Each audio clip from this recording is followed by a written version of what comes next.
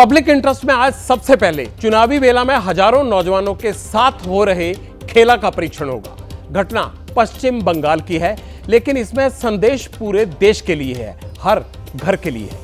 देश में लोकसभा चुनाव चल रहे हैं। तमाम पार्टियां और नेता हाथों में नौकरी और रोजगार वाला झुंझुना लेकर घूम रहे हैं। इसी चुनावी शोर के बीच आज कलकत्ता हाईकोर्ट का एक बड़ा फैसला आया, जिसमें कोर्ट ने पश्चिम बंगाल में 8 साल पहले हुई शिक्षक भर्ती को अवैध करार दिया।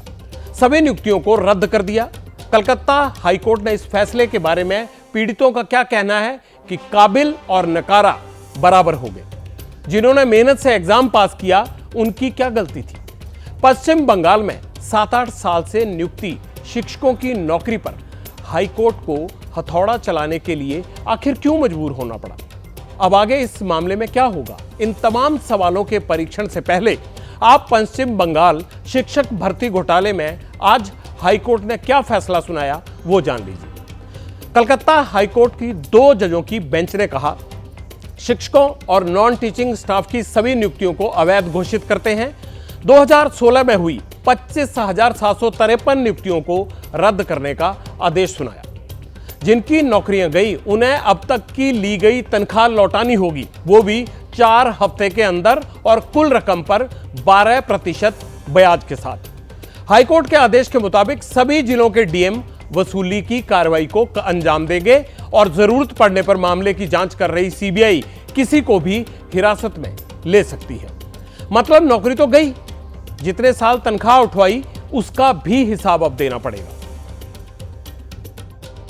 It has been observed by the division bench. Merit list और रैंकिंग में गड़बड़ी पाई गई थी। खाली ओएमआर शीट्स भी मिली थी। ओएमआर स्कैनिंग का काम ब्लैक लिस्टेड कंपनी को दिया गया था, इसलिए सारी प्रक्रिया को गैर कानूनी मानते हुए पूरी भर्ती को रद्द कर दिया गया है। इस भर्ती में जिन्हें नौकरी मिली, उन्हें पैसा रिफंड करना होगा। नए सिरे से प्रक्रिया शुरू करने के लिए ओएमआर स्कैनिंग का नया टेंडर निकाला जाएगा। अब आप 10 पॉइंटर्स में जल्दी से ये समझ लीजिए कि पश्चिम बंगाल का यह भर्ती घोटाला है क्या और भर्ती की आड़ में नियमों को ताक पर रखकर कैसे नियुक्तियां की गई। पश्चिम बंगाल स्कूल सिलेक्शन कमीशन ने 2014 में भर्तियां निकाली। उस वक्त पार्थ चटर्जी बंगाल की ममता बनर्जी सरकार में शिक्षा मंत्री थे। टीचर और नॉन टीचिंग स्टाफ के लिए भर्तियां निकाली गई थी। इस भर्ती में 23 लाख से ज्यादा कैंडिडेट्स ने हिस्सा लिया, लेकिन भर्तियों के दौरान ही गड़बड़ी के आरोप लगने शुरू हो गए।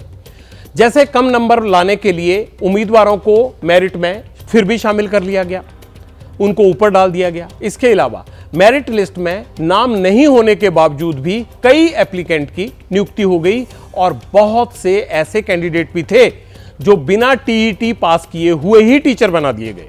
आरोप लगा कि 5 लाख से 15 लाख रुपए तक की रिश्वत लेकर ऐसी नियुक्तियां की गई हैं। शिक्षक से लेकर नॉन टीचिंग स्टाफ तक हजारों भर्तियों में गड़बड़ी की शिकायत हुई, जिसके बाद हाईकोर्ट ने इस मामले की जांच सीबीआई को सौंप दी। जांच शुरू हुई, छापे पड़े। पश्चिम बंगाल के तत्कालीन शिक्षा मंत्री पार्थ चटर्जी की सहयोगी अर्पिता मुखर्जी के ठिकाने पर भी छापे पड़े। 49 करोड़ रुपए की कैश और ज्वेलरी बरामद हुई वहां से। जुलाई 2022 में दोनों गिरफ्तार भी हो गए। पार्थ पर आरोप है कि घूस लेकर गलत तरीके से नौकरियां बांटी उन्होंने, लेकिन सवाल तो उन लोगों का भी है जिन्होंने ईमानदारी से एग्जाम दिया और नौकरी के लिए चुने भी गए। वो अपने साथ हुए अन्याय के लिए अब किसे कटघरे में खड़ा करें। क्या असर होगा, क्योंकि आपने तो परीक्षा पास की थी, इम्पैनलमेंट हुआ था, अब क्या स्थिति है, कैसे देखते हैं?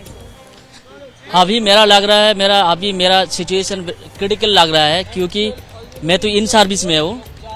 मैं लीगली अपॉइंटमेंट हुआ था, लेकिन जो राय हुआ आज, वो सभी लोगों के लिए थोड़ा सिचुएशन अलग हो गया। लग रहा है कि मेरा गला काट दिया, लेकिन ये जो जिम्मेदारी है सरकार को लेना होगा। देखिए, हम संग्रामी चौथो मंच के द्वारा ये आंदोलन चल रहा था। 1 साल के ऊपर हो गया आंदोलन। जो भाई बहनों को देख रहे हैं आप लोग, ये 11 महीने से 1135 डेज हो गया उसको आंदोलन का, लेकिन वो आंदोलन में जो उसको बेनिफिट होना चाहिए था वो बेनिफिट नहीं मिला। हम लोग जो फ्रेश हमारा जो ओएमआर ठीक है, जो हम लोग मेरिट लिस्टेड कैंडिडेट से हमारा कोई सुराहा नहीं हुआ। हम ये कह सकते कि हम लोग बहुत डिप्रेस्ड है। ड्रीम था वो कुचल दिया इस राज्य सरकार ने। हमारा नौकरी वो लाखों रुपये में बेच दिया। उनको अभी एक मौका मिल गया, फिर से एक मौका मिल गया। जो जेन्युइन कैंडिडेट्स है उनको बिठा के रखो, उनकी भविष्य के बारे में मत सोचो, क्योंकि इस राज्य सरकार तो नहीं सोच रहा है ना। सिर्फ हमारे नहीं, हमारी बाद की जो नई जनरेशन आ रहा है उसके लिए भी ये गवर्नमेंट नहीं सोच रहा है उसका। हम लोगों को विश्वास उठ गया है, मगर हम लोग चाहते हैं इस जो सरकार है हम लोगों के लिए नौकरी के लिए स्टेप ले और जल्दी माने जल्दी से नौकरी के लिए हम लोग स्कूल जा सके, इसीलिए स्टेप ले। भर्तियों का मुद्दा नौजवानों के भविष्य से जुड़ा है और इस मुद्दे पर पूरी गंभीरता बरती जानी चाहिए। इसीलिए पटियाल ने अब तक इस खबर का बिना पॉलिटिकल फिल्टर वाला परीक्षण आपके सामने रखा, लेकिन अब मैं देश की राजनीति और बेरोजगारी के मुद्दे को एक साथ आपके सामने रखूंगा, तुलना करूंगा कि लोगों की जरूरत क्या है और नेता कह क्या रहे हैं, कर क्या रहे हैं। बीजेपी का प्रमुख मुद्दा है देश के संस्थानों और उन पर किनका हक है, इसके बारे में बात की जाए। वो कांग्रेस के मैनिफेस्टो को आधार बनाकर तुष्टीकरण को कटघरे में खड़ा कर रहे हैं। पश्चिम बंगाल के मुख्यमंत्री की बड़ी चिंता इस बात को लेकर है कि उनकी सिक्योरिटी क्या है। वो अपनी सुरक्षा को लेकर चिंतित है, ना कि कोर्ट के आदेश के बाद उनकी सरकार में नौकरी गंवाने वाले 25,753 बेरोजगारों के लिए। न्याय की नई नई वैरायटी लेकर चुनाव में उतरी देश की सबसे पुरानी पार्टी बेरोजगारी का जिक्र तो करती है, लेकिन बंगाल का मुद्दा सहयोगी दल से जुड़ा है, इसलिए बंगाल में आई बेरोजगारी पर बेफिक्र है। उसका पूरा फोकस बीजेपी के नैरेटिव को गलत साबित करने पर है। पश्चिम बंगाल में ममता बनर्जी की धुर विरोधी लेफ्ट पार्टीज भी इस मुद्दे पर मौन है। लेफ्ट पार्टीज के लिए अपना अस्तित्व बचाने की चुनौती ज्यादा बड़ी है। पहले जब उनकी सरकार थी उन्होंने कहा था कि देश की संपत्ति पर पहला अधिकार मुसलमानों का है।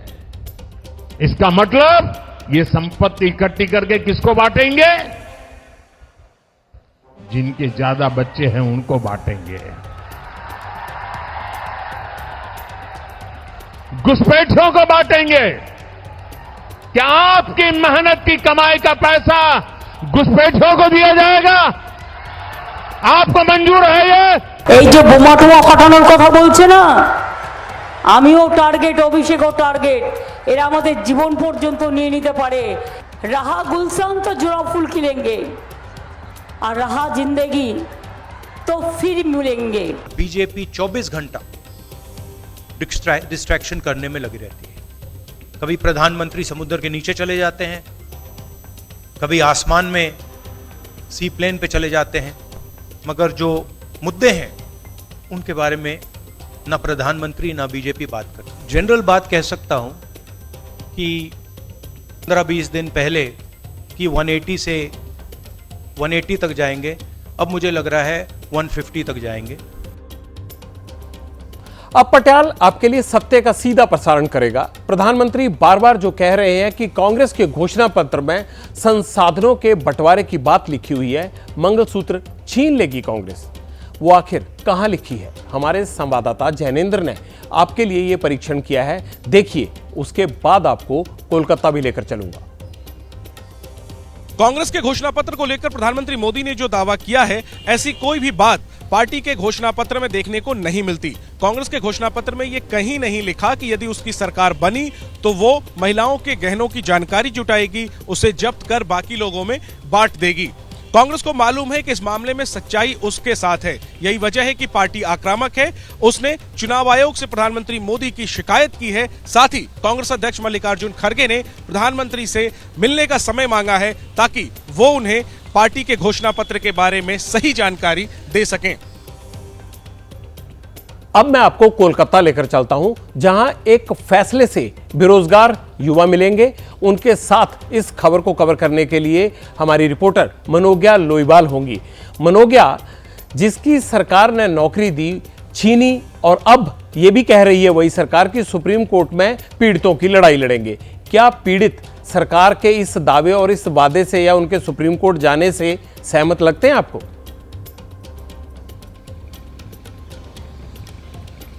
बिल्कुल, आपको एक बात बता दूं कि तारीख पर तारीख भले ही एक फिल्म का डायलॉग हो, लेकिन यहाँ पर कुछ लोगों की जिंदगी बदल रहा है, क्योंकि कलकत्ता हाई कोर्ट के ऑर्डर के बाद फिर एक बार तारीख आएगी जब सुप्रीम कोर्ट में जाकर ये समझा जाएगा कि आखिरकार इन एसएससी के एस्पिरेंट्स की और जिनकी नौकरी लगी है उनकी नौकरी आज भी है या नहीं है।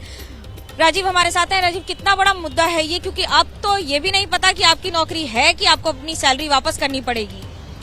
देखिए, आज जो राय हुआ है ये मेरे लाइफ के लिए एक बहुत रिस्क है। मेरा लाइफ इन डेंजर है, मेरा लग रहा है, क्योंकि ये तो नहीं हम लोग का जो एग्जाम दिए थे, मैं एलिजिबल कैंडिडेट हूँ।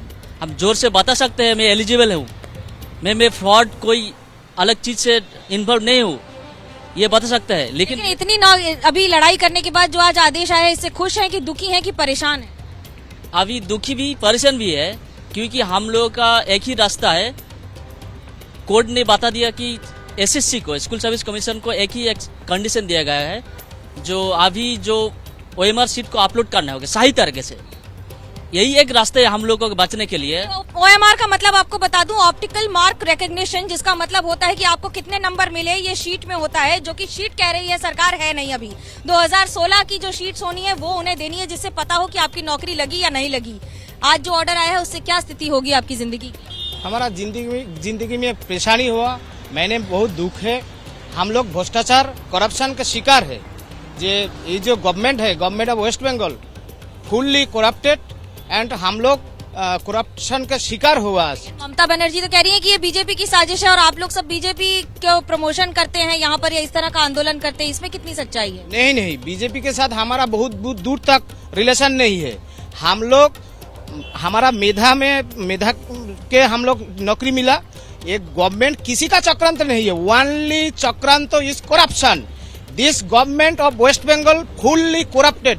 हम लोगों को साथ 9, 10, 11, 12 एंड विद्यालय की हर group C and group D 2016 का जो पैनल, जिसका 25,753 जो लोगों का टुडे महामान्य हाई कोर्ट जो रिजेक्ट कर दिया वो पैनल को, ये हम लोग टोटली करप्शन का शिकार है। गवर्नमेंट ऑफ वेस्ट बंगाल ये मैन्युफैक्चर मैनिपुलेटेड एक करप्शन का शिकार है। हम लोग दुखी है, हमारा परिवार दुखी है, हम लोग परेशान है। कई लोगों को बोला है कि उनको अब अपनी सैलरी भी वापस करनी पड़ेगी, 1 महीने में जितनी उनको मिली है 2019 से लेकर अभी तक। कैसे होगा ये संभव? ये तो कैसे होगा, हाई कोर्ट बोलना पड़ेगा, हम तो नहीं बोल सकते। ये तो संभव नहीं है। वो 5 साल और 6 साल का चाकरी किया, उसका जो सैलरी 4 वीक में देना होगा, ये कैसे मुमकिन होगा मुझे नहीं पता। आप भी कई लोगों के साथ आंदोलन कर रहे हैं, बाकी सारे जो यौथ मंच बना रखे हैं उसमें सब साथ में आ रहे हैं। क्या ये आंदोलन राजनीतिक है या फिर लग रहा है कि ये सरकार के खिलाफ ही एक आंदोलन है या नीतियों के खिलाफ? पहले बात ये बोलना चाह रहे हैं कि we have the right to protest, क्योंकि हम इंडियन है, citizen of India, and we have the all right to protest. So हम सरकारी कर्मचारी है और हम लोगों का मांग जो है, हम लोगों का जो डिमांड है, इसलिए संग्रामी यौथ मंच गढ़ उठा है। पिछले 11 माह 1 साल 2 मंथ हो गया। बहुत सारे लोग आपके साथ मौजूद हैं, करे कोई और भरे कोई। हम ये सुन रहे हैं, इनकी बात तकलीफ भी हो रही है। इतने साल बाद ना सिर्फ नौकरी जा रही है, बल्कि जो इन्होंने तनख्वाह ली है अब तक, वो भी इनको सरकार को लौटानी पड़ेगी। तो ये वाकया ही सरकारों पर या जो भ्रष्टाचारी नेता हैं उन पर सवालिया निशान लाता है। उनको इनकी नौकरी खाने का कोई अधिकार नहीं। इसमें बहुत से काबिल कैंडिडेट जो हैं, उनकी भी नौकरी नाकाबिल लोगों के चक्कर में चली गई।